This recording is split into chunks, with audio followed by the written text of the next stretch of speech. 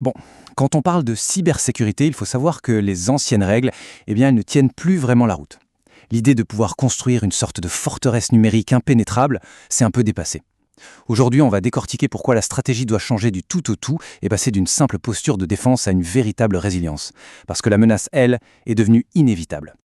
Et pour bien commencer, on va se confronter à une vérité qui fait un peu mal. Cette citation d'Andy Boschman, elle résume parfaitement le nouveau paradigme.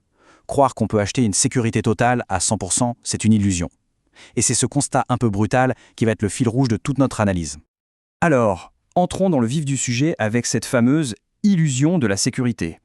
Pourquoi est-ce que les méthodes qu'on a toujours utilisées ne fonctionnent plus ? On a beau investir des sommes records, la stratégie traditionnelle de l'hygiène cyber, comme on l'appelle, ne suffit clairement plus. Et vous allez voir, les chiffres, eux, ne mentent pas. Jetez un œil à ce graphique. Il montre l'explosion du coût moyen de la cybercriminalité pour les entreprises. La progression est juste alarmante. On passe de 15 millions de dollars à plus de 21 millions en seulement quelques années. C'est complètement fou. Plus on dépense en système de défense et plus les attaques qui passent à travers les mailles du filet coûtent cher. Il y a une déconnexion totale entre l'investissement et le résultat. Mais attendez, le problème est encore plus sournois. Ce chiffre, plus de 200, c'est le nombre moyen de jours qu'il faut à une entreprise pour s'apercevoir qu'elle a été piratée. Plus de 200 jours. Ça veut dire qu'un attaquant peut se balader tranquillement dans les systèmes pendant plus de 6 mois avant que quiconque ne s'en rende compte. L'avantage, il est clairement de son côté. Alors, si la technologie seule ne suffit pas, où se situe la vraie faille ? La réponse, en fait, elle est assez simple. Elle se situe chez nous. On pense souvent que c'est une affaire de machine, mais l'humain est bien souvent le maillon faible. Par contre, et c'est ça qui est intéressant, il peut aussi devenir la meilleure ligne de défense. Dans l'imaginaire collectif, la cybersécurité, c'est une sorte de guerre high-tech, du code hyper complexe contre des pare-feux surpuissants. Mais la réalité du terrain, elle, raconte une histoire bien différente. La vraie menace, la porte d'entrée la plus courante, c'est le comportement humain qui, lui, est souvent très prévisible. Et ce chiffre, il est juste spectaculaire. 95%! 95% de tous les incidents de sécurité impliquent, à un moment ou à un autre, une erreur humaine. Non, ce n'est pas un petit détail, c'est littéralement le cœur du réacteur. La meilleure technologie du monde peut être mise à mal par un simple clic sur le mauvais lien. Alors, comment on fait pour gérer ce risque humain ? L'idée, ce n'est pas de pointer du doigt, mais de concevoir des systèmes plus malins qui tiennent compte de notre psychologie. Par exemple, mettre en place des paramètres de sécurité vraiment solides par défaut. Ou encore, utiliser des engagements dans les agendas pour s'assurer que les mises à jour critiques sont bien faites. On peut aussi jouer sur la comparaison entre pairs pour motiver et surtout créer des boucles de feedback constantes pour former les gens au continu. Ce sont de vraies barrières comportementales. Ok, ça nous amène à une question cruciale. Si l'erreur humaine est la cause numéro 1, à qui la faute, au fond ? Et là, cette question de responsabilité nous mène tout droit au sommet de la pyramide, dans les conseils d'administration. Regardez bien les résultats de cette enquête menée auprès de 5,000 administrateurs, c'est assez édifiant. Comparez un peu. À droite, on voit que le risque réglementaire, ça les préoccupe énormément. Mais à gauche, pour la cybersécurité, les niveaux de préoccupation et de préparation sont, beaucoup plus bas.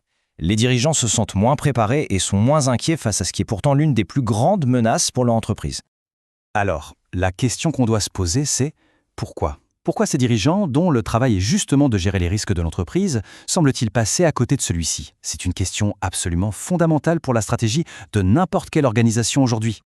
En fait, les raisons de ce décalage sont souvent les mêmes. D'abord, un manque d'expertise technique pure au sein des conseils. Ensuite, une tendance naturelle à se concentrer sur des domaines plus familiers, comme la finance ou le juridique.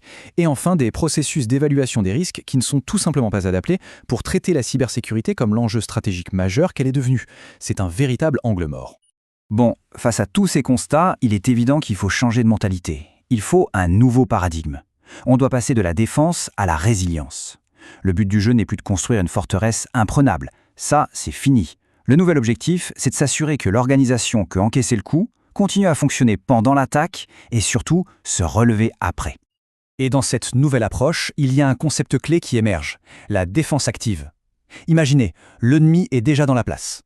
L'idée, c'est de ne pas rester passif, mais d'agir pour le neutraliser, le détruire ou réduire son efficacité à l'intérieur même de son propre réseau. Attention, et ça c'est super important, il faut bien faire la différence. On ne parle pas de hacking back, c'est-à-dire de contre-attaquer en allant pirater l'assaillant chez lui. Ça c'est complètement illégal et hyper dangereux.